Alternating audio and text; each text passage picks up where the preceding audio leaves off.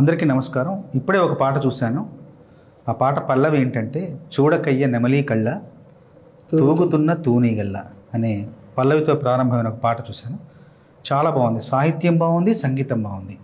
సాహిత్యం సంగీతం రెండు సమకూర్చింది ఈయన వేరే మార్కండేయులు. చాలా బాగుంది. మొదటి ప్రయత్నంలోనే ఇది నాకు తెలిసి డెబ్యూ అంటున్నారు. అంటే ఇదే తొలి చిత్రం. ఈ చిత్రం ద్వారా పరిచయం అవుతున్న సంగీత దర్శకుడుగా.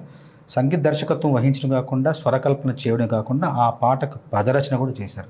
చాలా చక్కటి జానపద సాహిత్యం, చాలా బాగుంది. జానపద సాహిత్యం మంచి శైలిలో, చాలా చిన్న చిన్న మాటలతో, తేలికైన మాటలతో మంచి భావాన్ని, మంచి అనుభూతిని, మంచి రసానుభూతిని కలిగించేలాగా సాహిత్యం మీరు సమకూర్చారు. బాణి కూడా బాగుంది. బాణితో పాటు నడక, వెనకాల వచ్చి ఒక బీట్, అది కూడా తాళం కూడా చాలా బాగుంది, నాకు నచ్చింది. పైగా పాడింది మరెవరో కాదు, మన సునీత గారు, సాయి చరణ్. చాలా చాలా అద్భుతమైన గాత్రంతో ఆ పాటకు మరింత జీవాన్ని పోశారు వాళ్ళు. ఈ సినిమా పేరు, ఈ పాట ఉన్న సినిమా పేరు ఏంటంటే ప్రణయ గోదారి.